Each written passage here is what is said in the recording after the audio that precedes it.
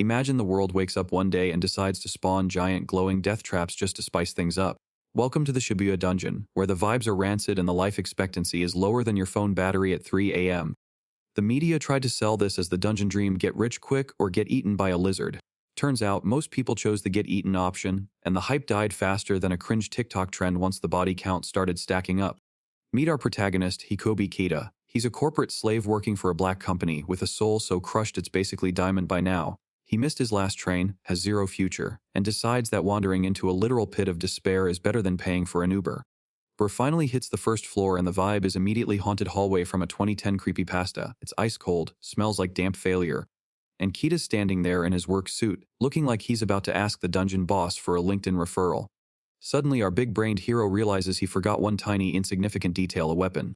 He's standing in a monster den dressed for a business meeting, wondering if he can spreadsheet his way out of a fight. He picked up a few rocks from the floor, hoping to at least defeat one weak monster. But no matter how deep he went, he found absolutely nothing to fight. Kito is actually salty that the dungeon is empty. Imagine being so pathetic that even the monsters don't want to show up to fight you. Local man walks miles to die and is inconvenienced by his own survival. Talk about a massive skill issue. He stared at the rock in his hand, feeling like a total failure. In a moment of pure tilt, he chucked it into the darkness. But then a sharp cry echoed back. He actually hit something. To his shock, that one lucky throw had just taken down a lesser devil. Suddenly, the system dinged, granting him a level up and a broken hidden skill. He stood frozen, feeling a strange new power coursing through his veins. The monster even dropped some high-tier loot, including a magic stone and a sword. Kita knew this loot was the key to finally leaving his broke life behind.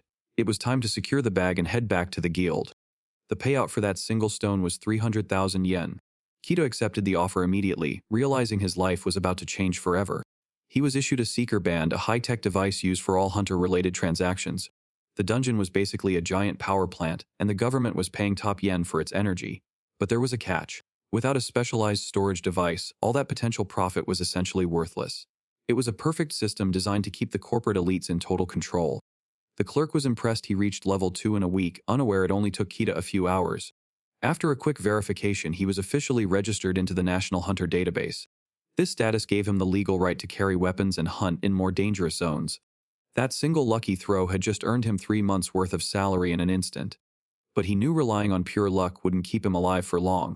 To make sure nobody questioned his absence, Kita sent a simple text to his superior claiming he was sick, finally putting some distance between himself and the corporate grind. While eating lunch in the park, he discovered a dungeon located right in his own neighborhood. The lobby was already crawling with hunters getting ready for the morning shift. He could feel a dozen pairs of eyes drilling into the back of his head. To the professionals, he looked like a complete amateur with a death wish. None of their trash talk mattered as long as the staff let him through. He stepped inside and realized this new floor was nothing like the caves he saw before. Instead of dark tunnels, he was greeted by a pack of goblins that were apparently way too weak for his new stats. The loot wasn't exactly legendary, but Kita knew that quantity was its own kind of quality. While he was farming, he spotted a group of rookies. They were currently getting absolutely cooked by a single trash monster. Before the creature could land a hit, Kita intercepted it, ending the fight with a single movement. He didn't even break a sweat, watching calmly as the monster's remains scattered into the wind. The rookie party stood there in stunned silence. They didn't expect a random salaryman to be their guardian angel.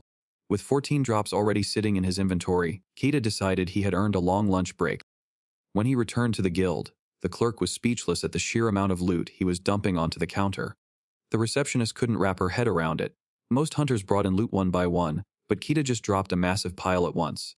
The final appraisal came out to 250,000 yen. Even with a payout that big, Kita looked like he was about to fall asleep. He quickly realized that farming for just a few more hours would net him over 500,000 yen. This was way better than working for a boss. However, he noticed something strange about the lobby. He turned back to the clerk and asked why he was the only one clearing floors this fast.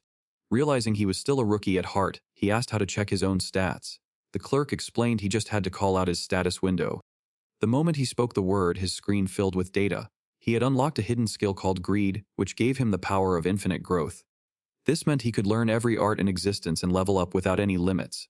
He was basically playing the game with a permanent cheat code. He then asked about a specific term called Judgment Drop. The clerk told him it was his golden ticket to turning basic drops into rare, high-tier items. Kita realized the sheer amount of loot wasn't just luck. It was proof his new skill was working overtime. Everything was starting to click, especially after remembering what the monster said about hidden powers. Greed wasn't just a minor advantage, it was a game-breaking ability that could rewrite his entire future. Before he could leave, the receptionist stopped him to mention one final, crucial detail. In this world, hunters were treated like royalty, especially when it came to their finances.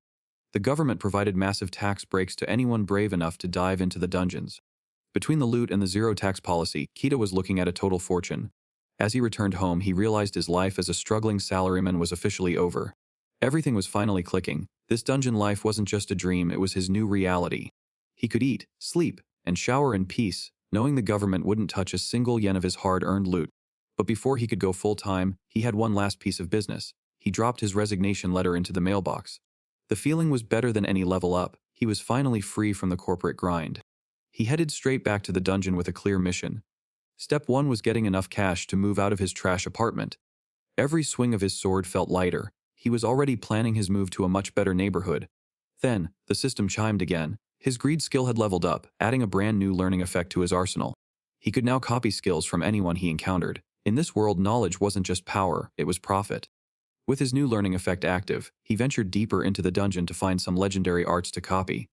A sudden scream shattered the silence, revealing a group of monsters cornering 3 desperate hunters. The squad leader, Princess Sudair, was at her limit after burning through all her ability points. Paralyzed by exhaustion, she couldn't even stand up as the monsters closed the gap. Her comrades were ready to sacrifice themselves, begging her to escape while they still had a chance. But the monsters didn't care about their drama. They were moving in for the final strike. Kita didn't waste a second, blitzing past the front lines to deliver a bone-crushing blow. His blade was a blur of efficiency, turning a desperate rescue mission into his own personal training ground. As the dust settled, Kita realized his new system was even more broken than he imagined. He picked up a goblin stone, but his eyes were on a much bigger prize. Princess Sudair was at her limit, and her team was out of mana to heal her. This was the perfect moment to test his new learning effect. He reached out to touch her wound, ready to bolt if the skill failed. The gamble paid off perfectly, and he officially copied her high-tier healing magic. With the rescue complete, he tried to slip away before things got complicated. But the princess wasn't going to let her mysterious savior disappear so easily. She had seen exactly what he was capable of, and she was not about to let a talent like that walk away. Instead of a simple thank you, she dropped a massive contract offer, promising 60 million yen for him to become her exclusive seeker. The amount was staggering. In a single moment, our boy life as a broke salaryman had completely vanished. Before Kita could even process the 60 million yen offer, he was whisked away into a private limo. He was suddenly surrounded by the entire squad, trying to figure out how his life had changed so fast. The princess took the lead, formally introducing herself as Mikoshiyama Sudair. But Kita was too mentally exhausted to be impressed, offering a weak introduction of his own. His deadpan reaction was not the one they were expecting. To them, his ignorance was a straight-up insult. The squad tried to spell it out for him. Princess Sudair wasn't just some random elite, she was the heir to the Mikoshi development empire. Sudair just soaked it all in, completely unfazed by her own ridiculous background. But her own teammate wasn't convinced. While she was grateful for the rescue, making a total stranger an exclusive seeker was a huge risk. The princess immediately challenged her loyalty, putting everyone on edge. She insisted that one look at Kita was all the proof she needed. He was clearly no ordinary person. To her, the proof was undeniable. Kita was impossibly strong, took 0 damage, and did it all without a single piece of equipment. Kita just listened, finding her blunt honesty almost comical. But the absurdity of the situation finally crashed down on him. He had to shut this down and get out before he was in too deep. But before he could say a word, the princess dropped a financial nuke. She wasn't just offering the 60 million, she'd already sent it. Kita's brain completely short-circuited. The life of a broke salaryman was officially over. He checks his watch and the 60 million is already there. Kita's mind races trying to figure out how she even got his account info. Sudair lays out the terms. 300,000 yen for every dungeon run. Our boy's salaryman brain immediately calculates the weekend rate, a cool 600k. But the number is too big to make sense. He has to know why she wants him so badly. The princess gets serious, explaining that this is all just dungeon business. Her family's company supplies ultra-rare dungeon items to billionaire collectors. This isn't just hunting, it's a high-stakes luxury market. So it all boils down to a business for rich people. And with a simple nod, the princess confirms it. But her true ambition wasn't just serving the rich. She wanted to make dungeon items as common as drugstore medicine, available to everyone. Sudair thought he was mocking her, but Kita was being sincere. He respects her dream, because he wouldn't want anyone laughing at his own. The conversation is cut short when she drops the next bombshell. This entire skyscraper is now his house. Before he can even process it, movers are already there with his stuff. She's planned everything, setting him up just 5 minutes from Shinjuku Station and the dungeon. She confirms the entire building is her property, and he has total freedom to use it as he pleases. And to get him started, she'd already prepared his personal room on the 17th floor. The room wasn't a room at all. It was a full-blown penthouse suite with a panoramic view of the city. His mind is completely blown, but the princess just casually offers to find him another place if this one isn't good enough. Kita finally connects the dots. A girl who can throw away 60 million yen wouldn't think twice about handing over a mansion. He starts to think he can trust her, but she immediately lays out her terms. They're going to the dungeon together, starting tomorrow. But Kita wasn't moving just yet. He had his own terms. He tells her the offer is good, but if he's one-shotting bosses for ultra-rare items, 300,000 a day isn't gonna cut it. The salary is high, sure, but with no medical or incentive bonuses, it's just a shady business deal. His corporate talk completely enrages her team. Azumi can't believe a commoner is talking down to the princess. But Sudair isn't offended at all. In fact, she's absolutely delighted by his audacity. Instead of continuing the argument, she leads him to a private, all-you-can-eat buffet on the 2nd floor. Her teammates are still processing what happened. They're impressed that a guy would hold his ground after being offered so much money. Kita, however, wasn't expecting a 5-star meal. The broke salaryman inside him immediately takes over, and he starts devouring everything in sight. Once he's settled down, Sudair gets back to the point. She offers him a new deal with a much bigger prize.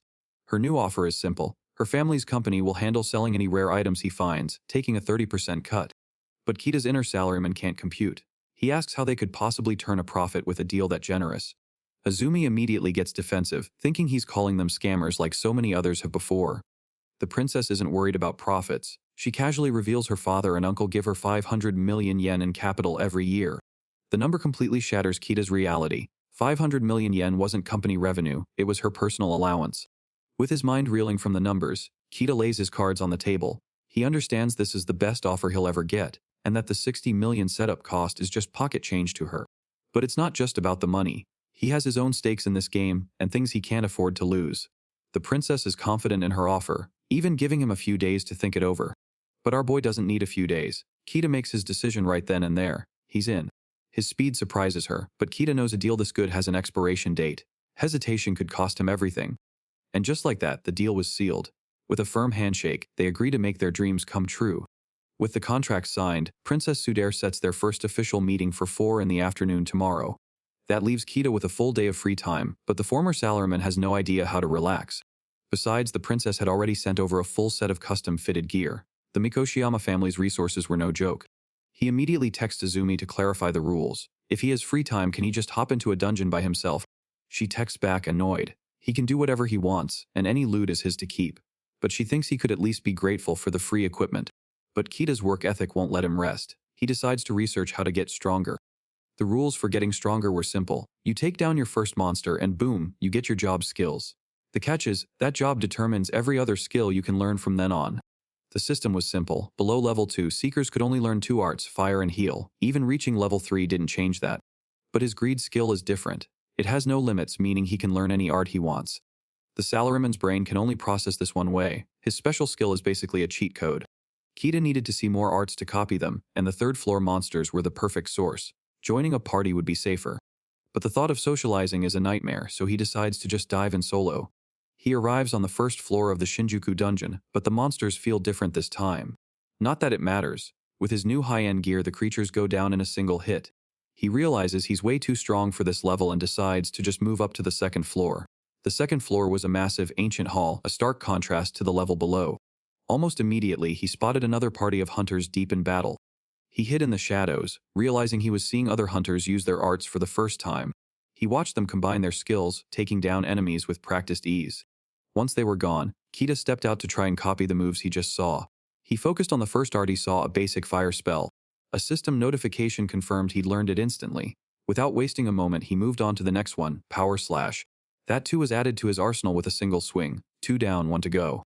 But when he tried to copy the last art, Rush Lance, he hit a wall. An error message appeared, telling him he couldn't learn a spear skill without a spear.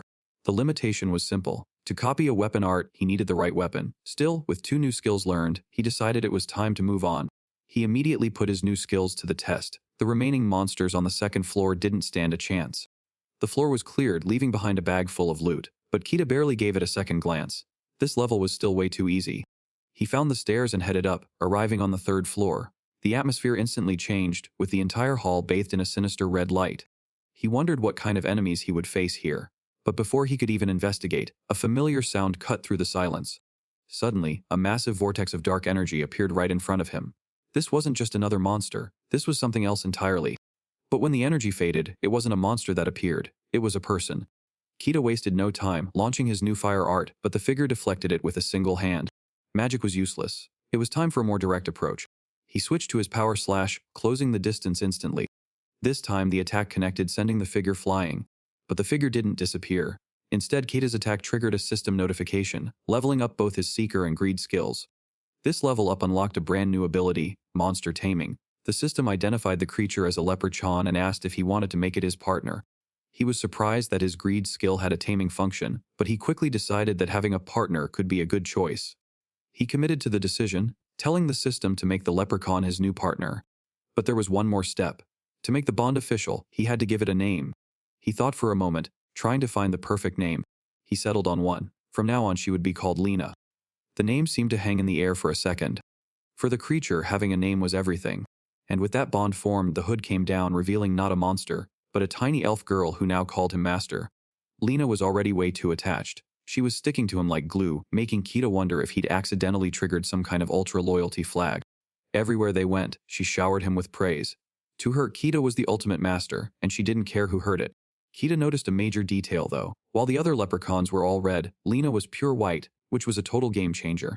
She confirmed his suspicions. Being a white leprechaun meant she was a rare subspecies, far more powerful than the standard dungeon mobs. This was exactly what Kita needed. He immediately started questioning her about her magic, realizing his new partner might be his biggest power-up yet. Lena explained she could only use fire and ice magic twice for now. To make matters worse, a single defeat would cause her to lose all her progress and levels. Kita realized the risk. Having a rare subspecies was a huge boost, but keeping her alive was going to be a full-time job. He asked if grinding her level would actually fix these limits. Lena confirmed that with more growth, she could cast 5 spells and even learn a powerful storm skill. This was exactly the kind of flexibility he needed. If she could clear rooms with area of effect magic, their efficiency would skyrocket. He promised to focus on raising her level as much as possible. Lena was absolutely thrilled, vowing to do her best to support her new master. Lena was getting worried, asking if it was even safe for her master to stay in the dungeon for this long. Kita didn't care, telling her this was just a normal day at the office for him. She was totally starstruck, convinced that her master was the coolest guy alive. She asked if her level could actually go up through combat just like a regular hunter would. Kita realized he needed to test her growth potential right away. He decided to find some weak mobs so they could see exactly how much experience she would actually gain. A pack of goblins quickly showed up, but Kita was completely unimpressed. To him, these little guys were just low-level trash waiting to be farmed for experience. But the vibe changed instantly when a massive clawed foot crushed the ground in front of them. A much bigger threat had arrived, and it was definitely looking for a fight. The beast standing in front of them was a literal tank. Draped in heavy chains and wielding a massive spear, it was clear they weren't dealing with low-level trash anymore. Kita was confused. He stared at the monster's jagged teeth, wondering if this was just a really big goblin that had been hitting the gym. Lena quickly set him straight. This was actually a white subspecies orc, a rare and dangerous elite monster that lived for the hunt. The beast didn't wait for an introduction. It slammed its weapon into the floor with enough force to shatter the ground, forcing them to scramble for their lives. Kita made sure Lena was still in one piece before telling her to keep her head in the game. They needed to move fast if they wanted to survive this encounter. Kita decided to sweep the trash first, clearing out the small fry before things got too chaotic. He tore through the goblin pack with ease, proving these low-level mobs were no match for his speed. But the rhythm of the fight broke instantly when a massive presence slammed into the battlefield. The elite orc did not even care about its own allies, crushing a goblin into the dirt just to get closer to its prey. Realizing the beast could use high-speed combat arts, Kita braced himself for a real fight.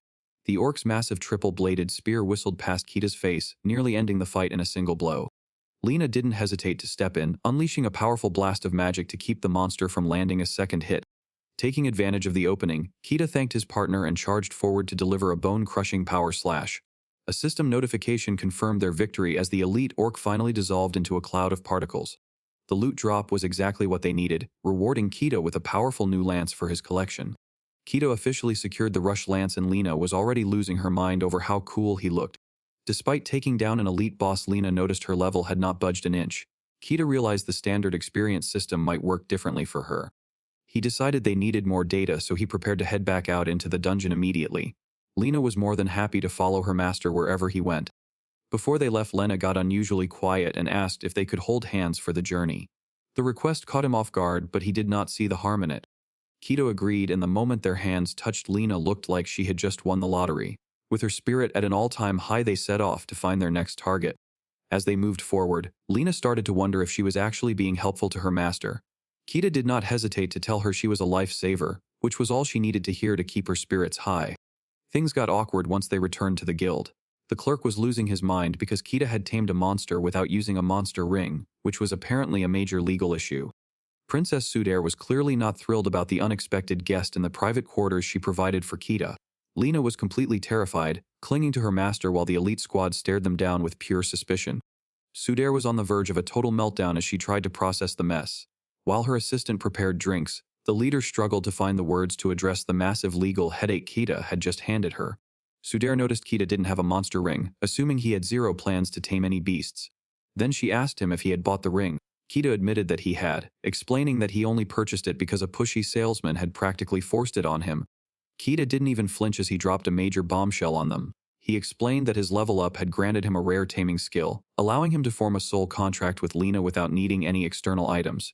The entire room was stunned by the revelation. Having a single skill with multiple unique effects was a legend-tier feat, making Keta only the third person in history to ever pull it off. Sudair broke down the impossible math. Out of 800 million seekers worldwide, Kita was now a 1 in 260 million miracle. The weight of that statistic finally hit them. Kita and Lena were officially staring into a reality that only two other people in history had ever seen. Lena did not really understand the complicated numbers, but she definitely understood the flex. To her, this just proved her master was the greatest of all time. While Lena promised to work even harder to stay useful, the vibe in the room shifted. Sudair was visibly losing her mind in the background as she watched the two bond. The princess finally reached her breaking point and asserted her dominance. She reminded the girl that since she was Kita's boss, she was the one at the top of the hierarchy. Sudair wasn't about to play fair, claiming Kita was her property and reminding the girl that she was the one in charge of the payroll. The vibe turned into a desperate flex as both girls started listing their accomplishments to prove who was the most valuable asset to the team. They didn't give him any breathing room, cornering him and demanding he announce which one of them he actually preferred. Kita was officially caught in the crossfire, sweating bullets while trying to find a way out of the most awkward interrogation of his life. He eventually had enough of the drama, telling Sudair to get off the furniture, while wondering if she only showed up to start a riot. Sudair quickly apologized and pivoted back to business. After almost getting wiped yesterday, she decided they should stick to the first floor and play it safe for once. Kita didn't argue.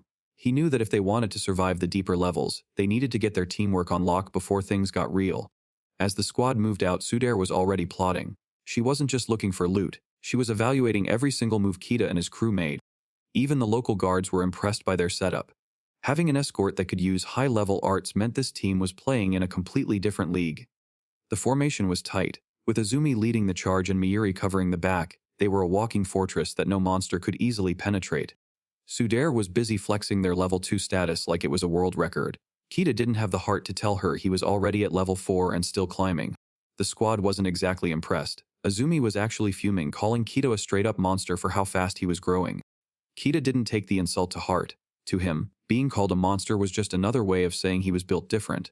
Lena still couldn't wrap her head around human logic, but as long as her master was happy and giving out head pats, she was down with the plan. Sudair's face went completely dark as she locked in. Without another word, she led the team down the stairs to begin the real grind. The squad stepped into the first floor of the Shinjuku dungeon to start their cautious grind. A lone monster charged the group, and before Kita could even suggest a plan, Mayuri was already calling for a strike. She absolutely nuked the target, leaving Sudair impressed while Kita stood there wondering why they used a nuke on a fly. He couldn't believe their lack of resource management, and immediately asked how much juice Mayuri had left in the tank. When Mayuri admitted she only had 3 uses left, Kita realized his greed skill put him on an entirely different level. Kita was not about that inefficient life. He schooled the squad on saving their magic for actual emergencies instead of wasting it on trash mobs. To him, the meta was simple. Keep your aces hidden until the boss room or do not expect to walk out of the dungeon. Sudair realized that while magic was essential for enemies immune to physical attacks, they could just use potions for healing to save their mana for the real threats.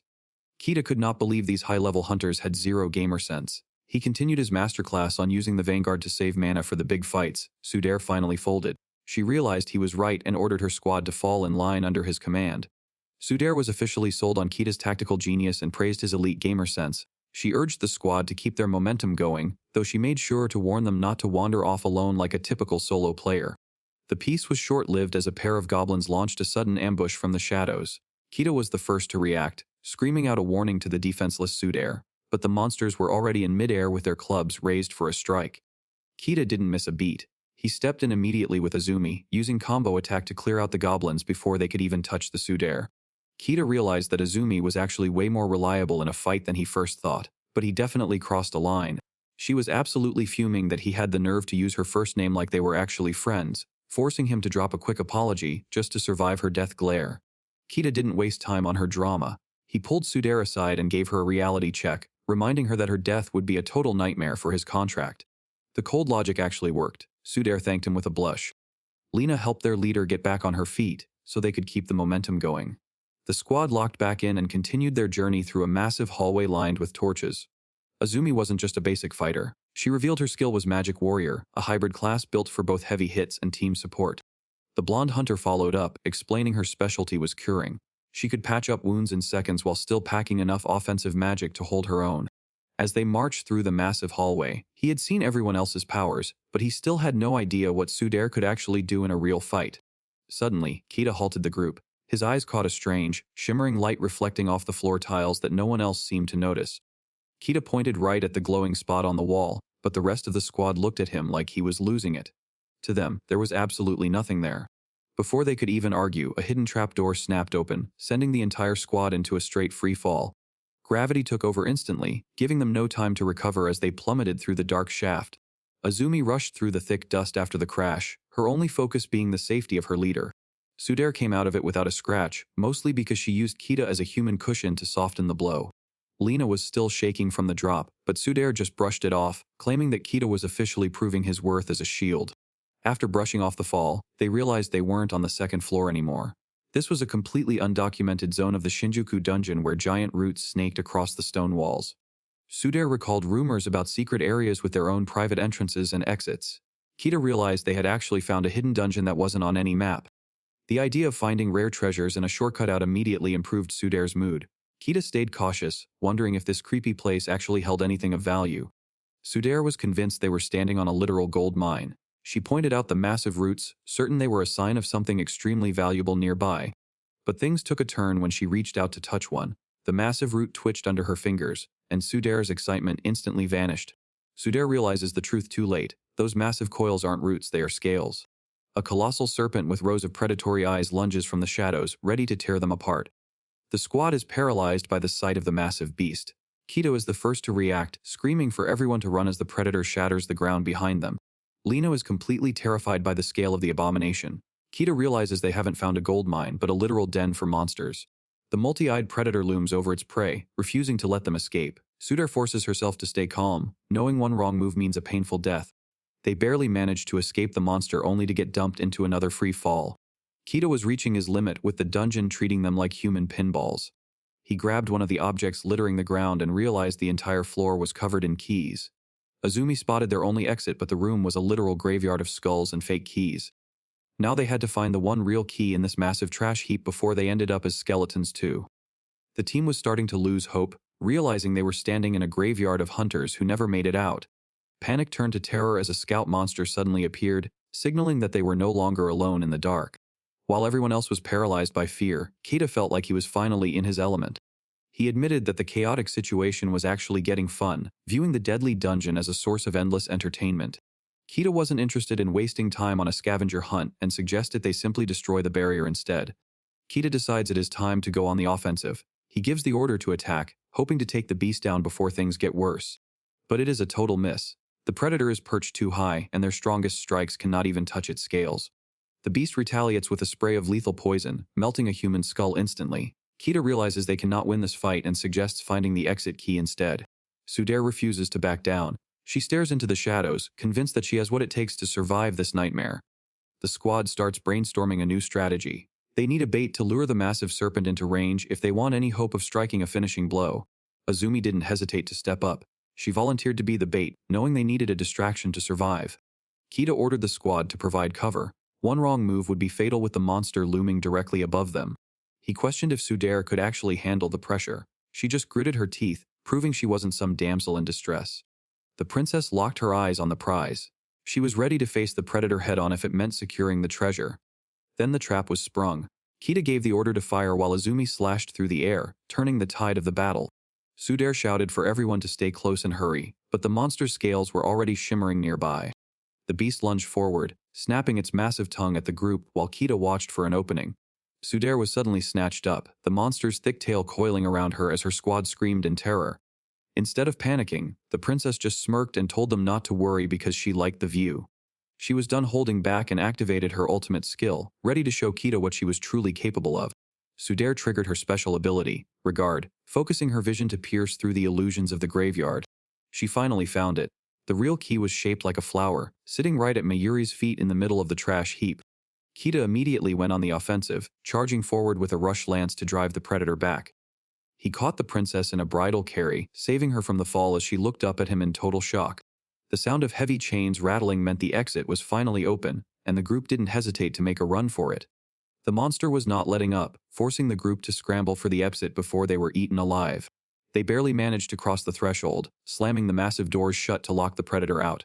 For now they were safe, but the clock was still ticking.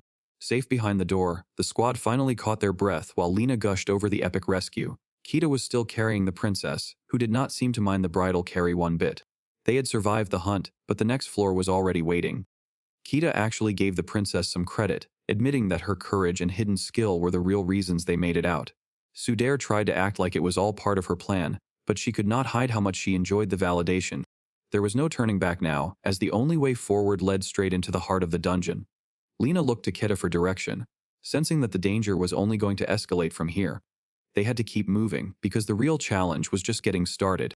The group didn't have a second to relax before a massive pulse of light started leaking from the next chamber. Sudair was already pushing the squad to move out, ignoring the fact that Lena was still shaking in her boots. But as they stepped through the threshold, the princess suddenly froze as she realized they weren't alone in the room. Sitting right in the center was a legendary treasure chest, practically glowing with the promise of high-tier loot. The sight of all that potential gold made Sudair's common sense evaporate, and she immediately headed for the stairs to claim the prize. Sudair was blinded by the prospect of easy gold, completely ignoring the fact that dungeons do not just hand out rewards for free. The moment her fingers brushed the lid, the entire room vanished behind a wall of white-hot energy. Sudair realized her mistake immediately, apologizing as Kita confirmed that the real fight was just beginning. The massive beast looming over them was the real predator, and Kita realized the chest was nothing more than a lethal piece of monster bait. Kita did not hesitate for a second. With his spear locked on the target, he gave the order to take the monster down for good. Azumi did not need to be told twice, declaring her intent to drop the monster while Lena promised to give it everything she had. The predator was a massive wall of scales and malice. It was the final answer of the dungeon to anyone greedy enough to touch the treasure. Kita knew one drop of poison would end them all, so he ordered Azumi to stay on the offensive. She did not hesitate, launching herself at the beast with a savage battle cry. While Azumi kept the monster distracted, Lena channeled her mana for a finishing blow. She stayed low as ordered, unleashing a torrent of flames that engulfed the maw of the creature. The fireball was a direct hit, turning the head of the predator into a charred mess. Lena looked around to celebrate with her master, but the spot where Kita stood was completely empty. He hadn't abandoned them. Kita had simply taken the high ground, dropping from the ceiling with a warning shout to alert his team. Activating his rush lance skill, he mocked the predator one last time while driving his weapon through its thick hide. The giant beast finally went limp. The predator that almost turned them into a snack was now just a massive heap of useless scales. The group let out a collective breath. The tension of the life or death struggle finally broke, leaving them in a state of pure shock. Sudair and Lena didn't care about being professional anymore, swarming Kita to celebrate the fact that they were all still alive. Oh my boy, they are clinging to him like he's the last slice of pizza at a party. Our favorite corporate rat goes from being a total loser to an accidental harem protagonist. Lena immediately lunged at Kita to celebrate their survival, ignoring Sudair as she ordered the girl to get lost and leave him alone. Azumi was even less impressed, her face twisting into a murderous glare as she told Kita exactly how much she wanted him to drop dead. What the heck is wrong with this chick, man? However, the petty fighting died down when Sudair noticed something glowing in the rubble and told everyone to take a look. They couldn't believe their eyes as they realized the monster was guarding a massive cluster of legendary rare stones. Sudair was mesmerized by the beautiful crystals, while Kita picked up a shard and marveled at how big the haul actually was. Sudair estimated the massive haul was worth at least 100 million yen. Kita was completely floored by the number. These stones were way too rare to just hand over to the country, and selling them at a private auction would bring in a literal fortune. While Sudair was already hyped for the sale, Kita was doing some quick math. With his 70% cut, he was looking at 70 million yen. But the loot didn't stop there, and Sudair suggested they open the massive chest nearby. The entire group gathered around the heavy lid, holding their breath as they finally cracked it open to see what else the dungeon was hiding. It wasn't more gold or jewels inside. Instead, they found a map with every secret dungeon in the region clearly marked. Sudair couldn't contain her joy because a map like this was better than any treasure. Even Kita was shocked by the sheer number of hidden dungeons waiting to be explored. The group finally reached the massive exit door. They had survived the predator and were leaving with a haul that would change their lives forever. Sudair was now fully convinced that hiring Kita was her best decision yet. Kita simply agreed, knowing this first mission was just a small taste of the riches to come. After dodging death left and right in that absolute mayhem, the squad finally stumbles back to the home. Kita slips into his room, man's looking drained, but he lifts his hand, that magic ring glowing faint on his hand. He says, "Lena, get out." Sparkles and smoke swirl out the ring, and Lena materializes mid-yawn, stretching like she just woke up from the comfiest nap ever. She was just glad to be out of the trenches. As they sat down for a break, Kita noticed Lena hadn't touched her coffee. He asked if elven girls even needed to eat like normal people. It turns out she stays powered up by absorbing dungeon energy. But seeing Kita's concerned face, she was more than happy to pretend she was hungry just to stay close to him. Kita decided to test the limits of her memory, but Lena was drawing a total blank. The gap in her mind was real. She could not recall a single detail about their talk or the chaos they just escaped. This was not just fatigue. Kita suspected some kind of mental interference was at play. Her subconscious was likely shielding her from the trauma of the dungeon, burying the most brutal moments to keep her sane. Memory loss or not, her loyalty was unshakable. She was more than ready to face the next nightmare as long as he was leading the way. Lena was ready to go all out. She vowed to handle every mission, even dealing with tricky monsters like leprechauns, just to prove she's possessed by the soul of Leonard Shelby from Memento. She was fully locked in and determined to become his strongest ally. Kita wasn't about to kill her motivation, so he just told her to go for it. She needed to know if he actually had faith in her. Kita kept it brief with a simple okay, then asked for her roadmap to getting stronger. Later that night, Kita started researching monster growth from their high rise. He realized that monsters can level up on their own, which was way more efficient than trying to train a human. His phone confirmed he could now domesticate 20 different types of monsters. From small critters to humanoid creatures like Lena, his potential army was looking unstoppable. Kita explained how magic use boosted his skills, but Lena was still having a hard time grasping the logic behind it. He decided it was time to wrap up the research, putting his mug down and suggesting a bathroom break to a very confused Lena. Her confusion quickly turned to pure shock when she finally saw the luxury waiting for her. Lena was stunned by the massive tub of steaming water, a total upgrade from the grimy conditions of the dungeon. Kita told her she could finally wash up, but he had to set some hard boundaries when she got a little too excited about sharing the tub. Lena really thought they were about to share the tub, but Kita wasn't having it. She finally took the hint and agreed to go in solo, though she wasn't thrilled about the distance. Even with the steam rising, she kept calling out to make sure he was still there. Being away from her master for even a few minutes felt like a lifetime for the elven girl. Kita started to feel less like a hunter and more like a tired single dad. But his peace and quiet didn't last long because a sudden scream from the shower had him on high alert. He charged back and only to see Lena getting absolutely bodied by a pile of shampoo bubbles. Turns out the dungeon's fiercest disciple was completely helpless against basic hygiene products. Once the chaos settled, Kita ended up playing hairstylist on the couch. He realized that if he wanted her to be his strongest ally, he might need to buy her some beginner-friendly bath gear first. Lena was finally foam-free and more than grateful for her master's help in the cleanup process. She asked if he was finally going to jump in the tub himself, but Kita knew the bathroom was a total disaster zone that needed scrubbing first. While they relaxed on the couch, Kita noticed one last rare stone sitting on the table from their recent haul. Lena was instantly hooked, staring at the gem and admitting she had never seen anything that high tier before. Then, without a single second of hesitation, she leaned in and took a massive bite out of the rock to see if it was the real deal. Lena did not just bite the rock, she swallowed it whole. Kita could only watch in pure confusion as his rare loot disappeared into her stomach. But instead of breaking a tooth, Lena was having the time of her life. Apparently high-tier energy stones taste better than any gourmet meal. Kita tried to make sense of the logic, but Lena kept it simple.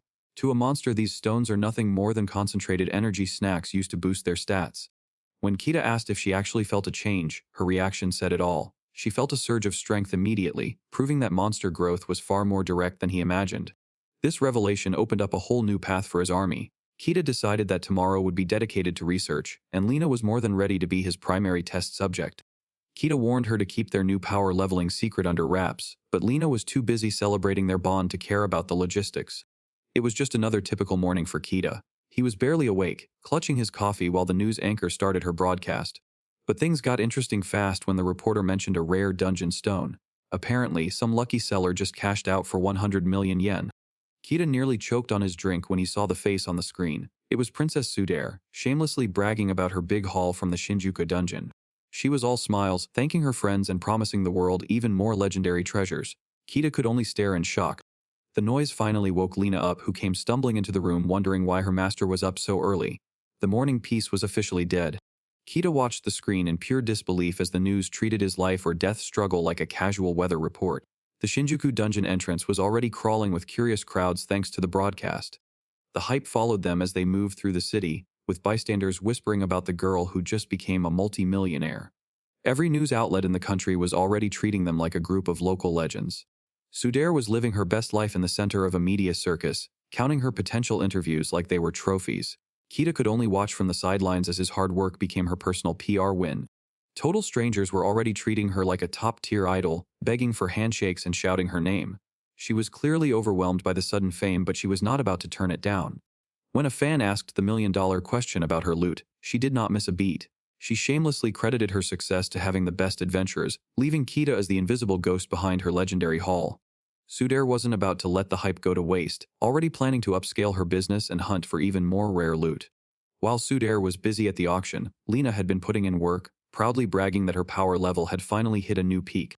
Kita casually admitted that he'd been using rare stones to buff her, shocking Sudair with the realization that he actually knew how to power level monsters.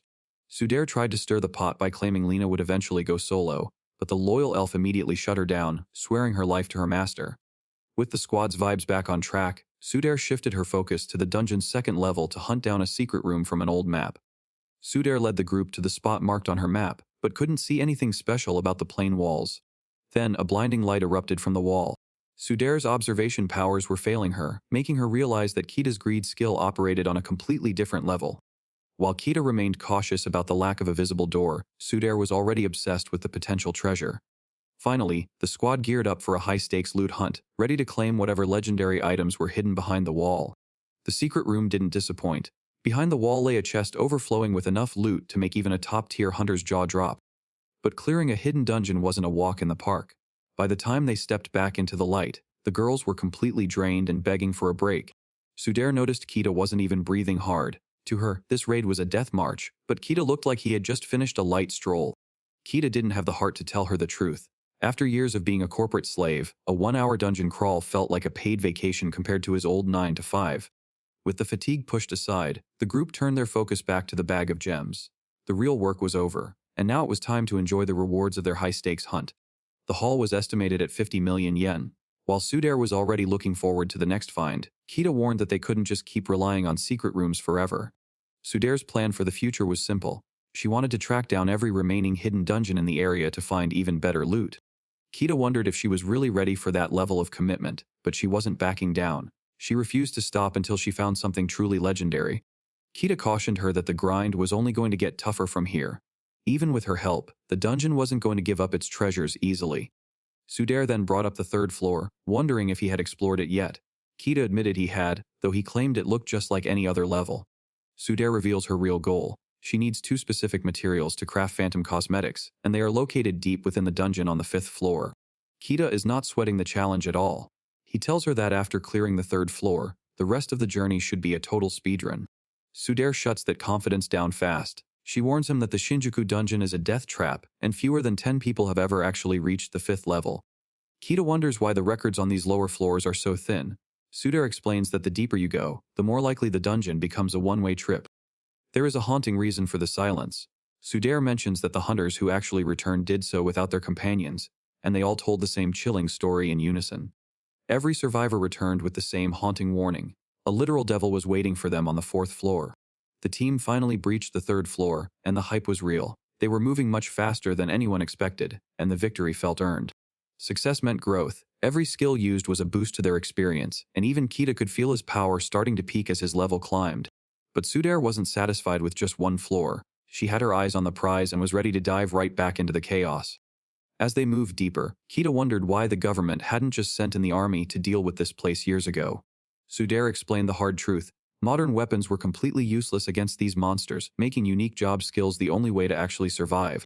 Sudair pointed out that most job skills were barely enough to survive the second floor. Having rare talents on their side, especially Kita, made them a total exception to the rule.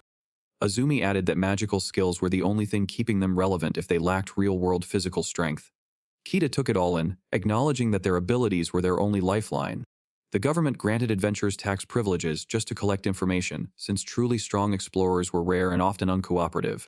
Many things about these dungeons remained unexplained, and nobody actually knew how they first appeared. Sudair was determined to reach the deepest levels possible. She saw the dungeon as a gateway to legendary success, and was ready to push her limits to get there. Kita agreed to the plan and promised to give it his all. Starting tomorrow, he was going to work even harder to ensure they conquered everything the dungeon threw at them. The group could feel the heavy atmosphere of the deeper floors pressing down on them. Even though they were successful so far, the legend of the fourth floor devil was enough to make anyone second-guess their choices. But Sudair refused to let fear dictate her future. She was going to face the devil head-on tomorrow, seeing this dangerous climb as the only real path to the legendary success she craved. With the plan set in stone, the team decided to call it a day and recover their strength. They agreed to meet back up at midday, leaving the support staff in a bit of a panic as their leader made her exit. Morning arrived faster than expected.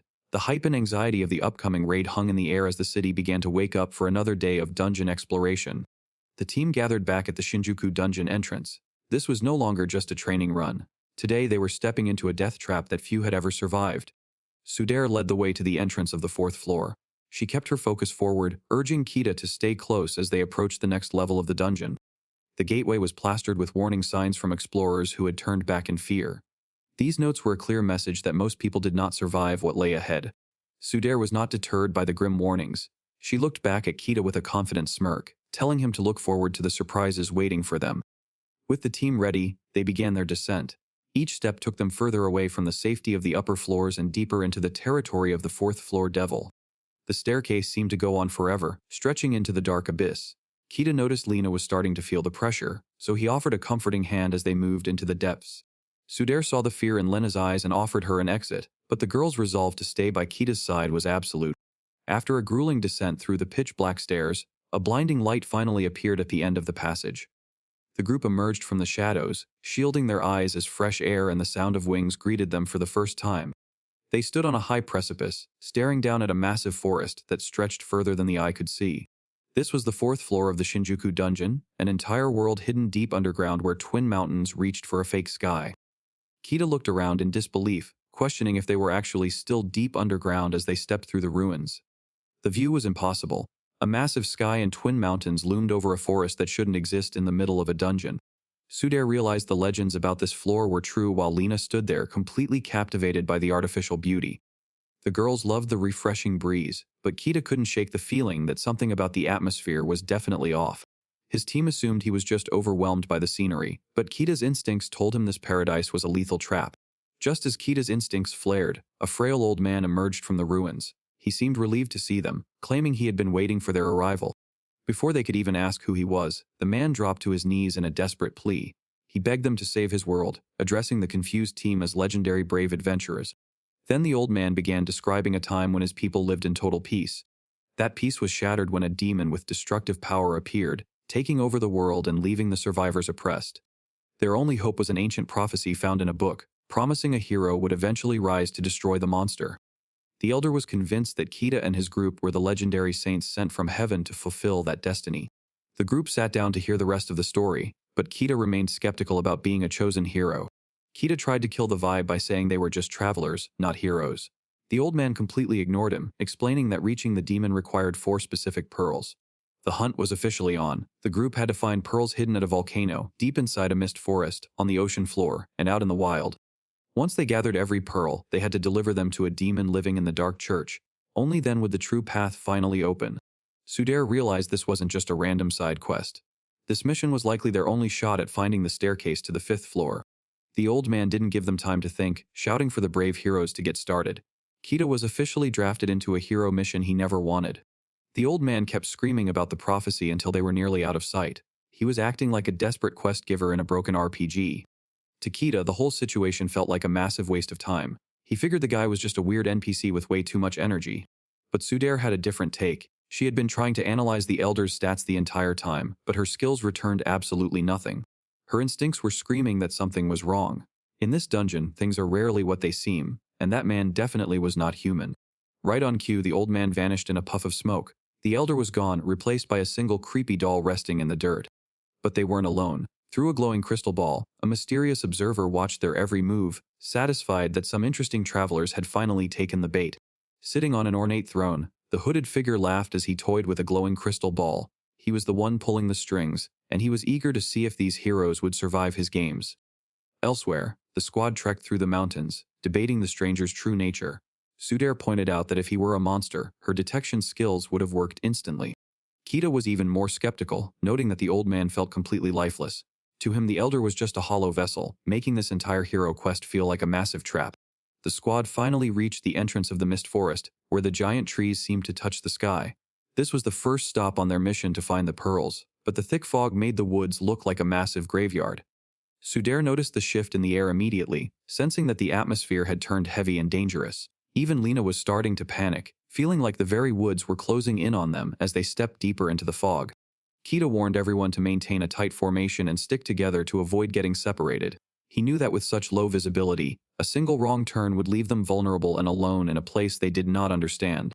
But the forest had other plans for the group. In the blink of an eye, the silence became absolute, and Kita found himself standing in a clearing with no one else in sight. He started shouting for Azumi, Mayuri, and Lena, but the only response was the sound of his own voice echoing through the trees. The trap he had been fearing was finally active, and he was now completely isolated in the heart of the woods. Kita's isolation was just the beginning. A ghostly figure from his former corporate life emerged from the fog, shaming him for his lack of dedication. It was a mental cage designed to drag him back to the soul-crushing grind he had worked so hard to escape. Sudair was suffering through her own personalized hell. Her confident mask finally broke, her eyes filling with tears as she faced a ghost from her past. The forest knew exactly which buttons to press to render the elite hunter completely helpless. Standing before her was her own father, appearing out of nowhere in a sharp business suit. He didn't say a word, but his mere presence was enough to trap her in a loop of confusion. The squad was being picked apart one by one, lost in a world of illusions. Sudair froze, seeing her father before her. She could barely find her voice. What was he doing here? He smiled warmly, asking if she was having fun playing in dungeons and if she needed more money. Sudair could only stammer out a confused reply, caught completely off guard by his sudden appearance. To him, her dangerous career as an elite hunter was nothing more than a temporary hobby. He told her to play until she was satisfied and then just come back home where she belonged. Then he delivered a mental blow, telling her not to neglect her studies. He was treating a top-tier squad leader like a schoolgirl, completely undermining everything she had accomplished. Sudair felt the weight of her past crushing her spirit. She tried to explain that she wasn't just playing around, but her voice was lost in the silence of the forest trap. Sudair's father didn't stop. He casually suggested she intern at his company, treating her career like a joke. To him, her life as a hunter was just a phase that needed to end. She tried to stand her ground, claiming she wanted to succeed on her own. But he just kept talking over her, planning a business trip to the States, as if her opinion didn't matter. The mental cage tightened. He told her she should just do what he said, questioning if she even cared about supporting her family. He was weaponizing her guilt to break her will. Sudair was finally breaking. The elite hunter was gone, replaced by the weight of a past she could not escape. Every bit of her confidence had vanished. He promised to do everything for her, claiming it would make everyone happy. The forest had found her ultimate weakness. It wasn't attacking her body, it was erasing her identity. Sudair could not hold back any longer. Her eyes filled with tears as she whispered for her daddy, her elite hunter persona completely gone. She stood trembling in the thick fog, begging the vision of her father to let her go. The mental trap was working perfectly, turning her into a helpless child again. But then, a deafening shout shattered the silence. Someone was calling out her name, trying to snap her out of the nightmare before it was too late. Her father did not even flinch, keeping that same condescending smile on his face. He was the ultimate wall she could never climb, a shadow that refused to leave. Suddenly, the vision began to ripple and fade. Something had hit the illusion with enough force to break the forest hold over her mind. Kita's arrival was like a cold splash of water, instantly pulling Sudair out of her trance. He stood over her, asking if she was back in reality as the fog of the past finally began to lift. Sudair could barely whisper for her father as the vision vanished. Kita was pragmatic as always, reminding her that her skills let her see the world for what it truly was, but not the illusions the forest used to hunt them. The mist forest wasn't attacking their bodies anymore. It was a mental trap, a psychological strike designed to rot their resolve by manifesting their deepest fears and regrets. Sudair turned the question back on him, worried the forest had found his weakness too. But Kita didn't have a single doubt in his mind. He admitted the forest showed him his old corporate boss, a shadow of the life he hated most. To any normal person, it would be a nightmare, but to Kita, it was just more motivation to never go back. Kita remained completely unfazed by the vision of his former life. After years of enduring a real corporate grind, the repetitive lectures of a phantom boss meant absolutely nothing to him. He knew his former employer would never come to a place this dangerous just to find him. With a sharp strike, he shattered the illusion and instantly reclaimed his focus. Sudair watched him with a look of deep sympathy, realizing the heavy mental toll his past life had taken. Kita didn't want her pity and bluntly told her to drop the sad expression. He admitted that getting fired was a blessing in disguise. Now that he was working under her, he finally had a purpose that didn't feel like a mental cage. The fog in her mind finally cleared as she regained her composure. Sudair thanked him for the wake-up call and urged the group to move out and find their missing allies. Sudair scanned the thicket until she finally spotted a familiar figure huddled in the distance. It was Lena, curled up in a ball and trembling as she begged for forgiveness from an unseen ghost. She was completely consumed by her own regret, apologizing for being too weak to help when it mattered most. Kita didn't waste a second and rushed to her side, his voice finally cutting through the fog of her nightmare. He kept it blunt as always, reminding her that whatever she saw was just a lie meant to break her spirit. Lena collapsed into Kita's arms, thanking him for pulling her back to reality. He tried to stay professional, telling her to calm down while she clung to his chest. Sudair asked if the rest of the group had been located. Now that Lena was safe, they could finally regroup and prepare for whatever was coming next. The entire squad stood united in the foggy clearing. Sudair was relieved her team survived, even if the weight of the forest still hung heavy over them. The support hunters were still processing their own trauma. One tried to hide her fear with a laugh while the other was shaking with pure rage. Kita could only guess what kind of nightmares they just endured. Sudair was clearly frustrated by the mental assault, but she refused to back down. Kita ignored the emotions and asked if a demon was responsible for the illusions. Sudair wasn't holding back her rage. That mental assault was no joke, and she admitted her heart had almost shattered under the pressure. Lena needed to confirm her master was actually real before the squad pushed forward. They were back on track and ready to leave the mind games behind for good. To make sure they did not lose anyone else in the mist, the group tied themselves together with thorny vines. It was a simple way to stay connected while moving through the dangerous terrain. Sudair took the lead, trusting Kita to handle any mind games the forest threw at them. She was focused on the path ahead, determined to find a way out of the fog. Her blood was boiling. The fact that something was playing with their deepest memories was an insult she could not ignore, and she was ready to destroy whatever was behind it. But the mental attack was not over. Sudair suddenly turned on her team, her face twisting as she started screaming that they were all completely useless. Kita did not buy the act for a single second. He swung his weapon with full force, knowing that it was an illusion. This forest was a total vibe killer. No matter how many ghosts the squad took out, more just kept spawning from the fog. Lena was caught in her own personal trauma loop. A fake version of Kita stood over her, mocking her while she begged for a way out. But the real Kita wasn't having any of it. He stepped in and shattered the mental projection before it could do any more damage. He told her to chill out and just trust him. The mental attack was over, and for a second Kita actually acted like a supportive master. While Kita handled the recovery session, Sudair was busy tracking their target. She finally locked onto something deep within the mist.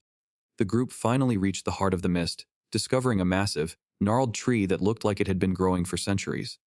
For Kita, the silence was the best part. The mental static and ghosts were gone, leaving him with a rare moment of peace. Inside the hollowed trunk they found the prize.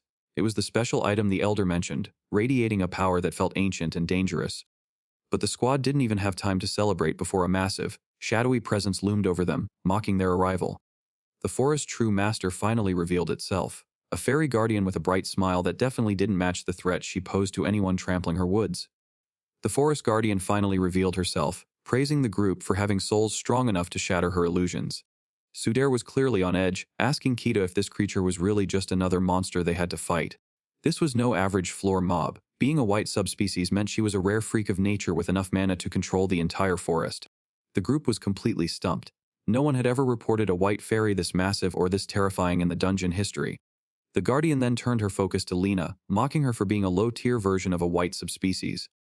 The guardian continued her psychological games. She claimed she was the one being protected by that human. To her, he was on a different level from the rest. Kita could only wonder what she meant by that human. Sudden movement shattered the tension. A thick vine shot out of the ground, trapping Sudair's foot in a crushing grip. She was yanked into the air, hanging upside down like a target. Her only concern was her dignity, as she screamed for the group to look away. The fairy didn't care about their drama. She turned her focus back to Kita, telling him his eyes were getting on her nerves. She was actually shocked. Kita had dismantled her illusions with zero skills, a feat that should have been impossible for a regular human. The Guardian found the situation both perfect and deeply annoying. Kita was a variable she had not planned for. In an instant, she summoned multiple copies of herself to fill the clearing. She mocked Kita, asking if he really thought he could win against an army. The rest of the group was already reaching their breaking point. The mental toll of the illusions had left the girls completely drained and terrified. Kita did not flinch. He aimed his weapon at the nearest clone and told her he was done letting her play with their heads. The fairy just laughed at his bravado. She closed the trap and promised that every single one of them would die right here in her woods.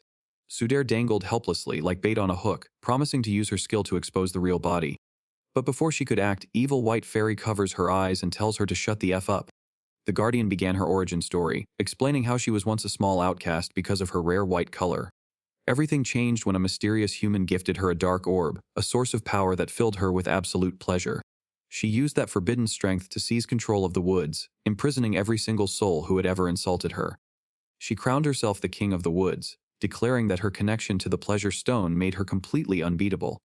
The Guardian was ready to stop playing around and show them the true power of a king, her smile warping with malice. The first strike landed before anyone could even blink. Azumi screamed in pain as an invisible force tore right through her. The monster just laughed, promising to shred them limb from limb as the entire environment turned into a weapon. The group was reaching their breaking point. They couldn't track the source of the attacks, and even Kita was struggling to find an opening. The Guardian bragged that her ancient power was fueled by pure pleasure, promising that the torture would never end. An army of laughing clones filled the air, mocking the group's helplessness as they closed in for the kill. Azumi spat at the display of disgusting power, but Lena could only look to her master, desperate for a plan. Kita didn't flinch. He tightened his grip on his weapon and quietly told Lena that everything was under control. He finally found his opening. With a violent thrust, he launched his spear straight through the illusions toward the real target. Sudair watched in disbelief. To her, it looked like Kita had finally snapped and was attacking the air.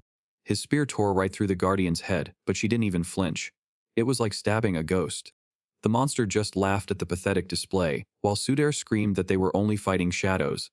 Kita went silent as the fairy gloated over his failure, mocking the supposed hero's desperate final struggle. The games were officially over. The Guardian prepared her final strike, ready to stain the forest floor with their blood. The spear didn't miss. Kita aimed past the ghost, lodging his weapon deep into the tree that anchored her entire illusion field. The monster laughed at his supposed failure, but Kita just smiled back, letting her know she played herself by talking too much. He didn't care about the illusions. He struck the dark orb directly, shattering the pleasure stone into a million pieces. A blinding flash of light consumed the forest. The Guardian realized too late that her invincible reign was officially over. As her power faded, the monster began to vanish. She didn't want it to end this way, but Kita wasn't in the mood for mercy. The fairy Guardian screamed for help from a figure named Barusa as she began to vanish. She turned into a cloud of bubbles while the hooded watcher looked on from the shadows without saying a word. The blinding flash of light consumed the area as the pleasure stone finally shattered. Kita and his team shielded their eyes until the chaotic magical energy was completely gone from the air. Silence returned to the woods as only a massive tree stump remained in the clearing. Lena looked at the empty space where the boss once stood and asked if the nightmare was finally over. The hunters took a moment to catch their breath and check each other for injuries. The blonde hunter worried about her teammates. Kita's spear remained lodged in the wood as a testament to the Guardian's defeat. However, the destruction of the stone left the group wondering what they should do next now that the forest was free. The dark sphere sat motionless on the dirt. Kita noted that while the shell remained, the power inside was completely wiped out. The core was dead. On a bed of dry leaves, the Guardian had shriveled into a tiny, powerless fairy. They could hardly believe this small creature was the same monster that nearly killed them. Suddenly, Kita squinted at the horizon, sensing a new disturbance. He caught a glimpse of something moving through the trees and demanded to know what it was. The atmosphere in the woods shifted instantly. The very forest seemed to groan as it adjusted to the sudden loss of the pleasure stone's influence. The heavy magic finally cleared. For the first time in years, the forest was actually breathing again. Sudair looked around, wondering if the nightmare was truly over. It seemed like the natural order was finally restoring itself. Suddenly, the bushes rustled. A massive wave of cute forest spirits and tiny fairies burst out to greet them. The group was caught off guard. They were hunters, but they had never seen this many magical creatures in one place. Lena stared in awe at the fluttering light. Now that the Dark Guardian was dead, the real owners of the woods were finally coming out to play. The tiny spirits flocked to the group, thanking them for breaking their long imprisonment. They had been trapped by the White Fairy for far too long. In an instant, the clearing transformed into a vibrant sanctuary. Rabbits and butterflies emerged from the shadows, celebrating the return of the beautiful forest. The heavy tension finally evaporated. Kita and his team took a rare moment to just breathe, enjoying a victory that felt like it was actually worth the struggle. Despite everything she had done, the spirits decided to show mercy to the fallen guardian. They planned to teach her how to be kind, making sure no one ever suffered like that again. Kita took a second to thank the forest spirits for their help while they swarmed around him. Sudair was left completely out of the loop, asking the fairy what had just gone down during the exchange. The forest spirits were absolutely stunned, wondering if the massive pile of flowers and berries was actually a gift for them. The forest spirits weren't just friendly. They were basically rolling out the red carpet with floral crowns and fresh snacks. While Lena was losing it over how cute they were, Azumi looked completely overwhelmed by her new garden drip. Even Sudair couldn't help but crack a smile as the fairies showered her with flowers, turning their pit stop into a total forest flex. It was a rare moment of peace for the hunters, letting the butterflies and the fresh forest air hit different after the brutal battle. But Kita's focus was already somewhere else. He snatched up the core with a smirk, knowing exactly what it was worth. To the others, the fight was over, but Kita's grind was just starting. Kita looked at the sphere. It felt like a normal ball. So they finally tracked down the first gem, but the squad still had 3 more to go. Sudair gave him a sincere thank you. Even if he was just focused on the payday, his grind was the only thing keeping them moving. Standing by a massive stump, Sudair admitted she was tired of always being the one saved. To cheer her up, Kita dropped a major compliment. He credited her for finding the rest of the team and guiding them to safety, even saying he couldn't have gotten here without her. Sudair was stunned. She admitted she rarely received compliments like that, and hearing it from Kita hit different. The tension between them was thick. She looked into his eyes, hoping to find something more than just his usual focus on loot and levels. But Kita was already back on his grind. He was busy checking out the dark sphere he just scavenged while Sudair struggled to find the right words. She finally blurted out the million-dollar question. She wanted to know what he actually thought of her, especially compared to a girl like Lena. The romantic vibe was instantly killed when a tiny Lena came charging back in a total panic. She was crying for help, and the piece was officially over. Lena's panic was a total bait. Turns out the fairies just wanted to turn her into a literal walking garden, and she was clearly not ready for the floral drip.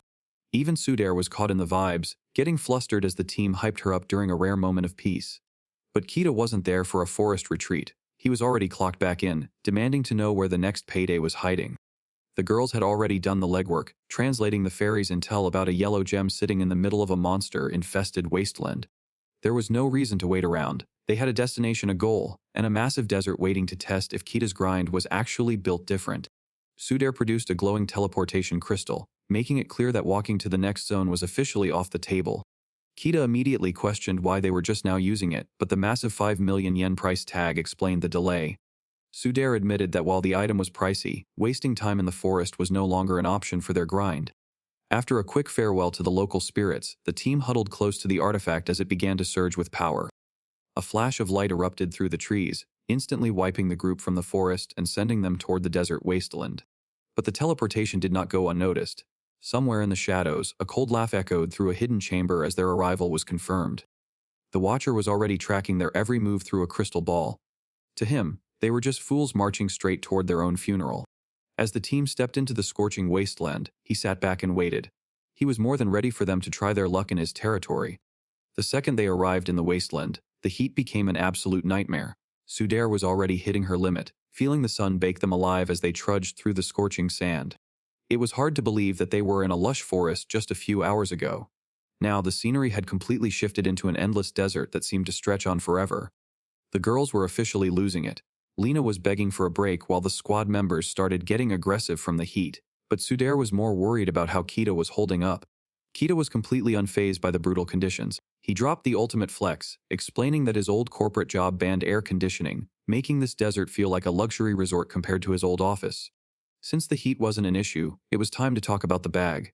Kita revealed that his forest loot was worth 80 million yen, proving that his path to financial freedom was closer than ever. Kita was starting to lose his sense of value. 80 million yen was a massive fortune, but in this high-stakes world, he wasn't even sure if that made him rich or just another middle-class hunter. Sudair pointed out that their most valuable find couldn't even be appraised. It was a mandatory item for reaching the 5th floor, making it a necessity rather than something they could just flip for quick cash. Azumi wasn't exactly looking thrilled with Kita's greed for money. The tension finally snapped as Azumi turned on Kita, demanding to know why he was being so casual about their situation. Kita just shrugged, suggesting they might as well make some real money since they were already stuck in the desert. She barked at him not to get cocky just because he was a bit strong. Azumi was clearly frustrated by his attitude, but Kita's deadpan expression showed he was already finished with the drama. Sudair stepped in to defend Kita, calling him reliable and telling Azumi to open her eyes. Azumi could only groan in frustration, her annoyance for him reaching a boiling point. Kita tried to comfort her. He asked if she was doing okay, but his concern only seemed to make her more agitated. She immediately slapped his hand away, screaming for him not to touch her. The heat was making everyone's fuse short, and Azumi was definitely at her limit. Sudair realized the group was falling apart and decided to call for a retreat. She pulled out a transfer crystal, telling everyone they were heading home before the desert claimed them. Suddenly, a massive blast of energy rocked the area, sending the team flying. Sudair let out a scream as their escape plan literally shattered right in front of them. The blast did more than just hurt. It kicked up a massive sandstorm that blinded the entire team in seconds. Sudair realized the worst had happened. The transfer crystal was gone, leaving them officially lost in a wasteland of endless dunes. She admitted she only brought one stone for the trip, causing Azumi to snap and sprint into the haze to find it. Azumi refused to let her leader down, dropping to her knees and digging through the burning sand with her bare hands. However, she stopped dead in her tracks when something massive and jagged suddenly burst from the earth right in front of her. The desert finally spit out its guardian. A massive scorpion loomed over Azumi, making her realize just how small she really was in this wasteland. Kita stayed completely calm while Sudair gave him the rundown. These things were high-level predators that lived for the kill, and the team was officially on the menu. The monster did not waste any time. It lunged with a speed that shattered the ground, nearly turning the Beret hunter into a permanent part of the landscape. Kita hauled her out of the danger zone just in time, but she was not exactly grateful. She immediately started yelling that she could have handled it herself despite being seconds from death. The entire squad was forced onto the defensive as the chaos reached a breaking point. The scorpion struck first, summoning a violent sandstorm that tore through the battlefield. The winds lifted them off their feet, hurling them into the air without mercy. And then the scene shifted. A horizon lined with palm trees stretched before them. The wasteland was gone. The team was scattered across the soft grass, groaning as they struggled to regain consciousness after the brutal impact. Kita was the first to shake off the daze. He rubbed his aching head and checked on the others, wondering how they had ended up in this tropical paradise. But the view ahead was even more insane. A massive ancient temple sat in the center of a sparkling lake, with a stone path leading right to its front door. Sudair realized the sandstorm had been a literal miracle. It had launched them straight into a hidden oasis, giving the group a second chance to survive. They spotted a massive ancient structure through the palms that looked exactly like a forgotten shrine. It was clearly centuries old, standing as a silent witness to the secrets of the oasis. Lena rushed toward the shore at the sight of actual water.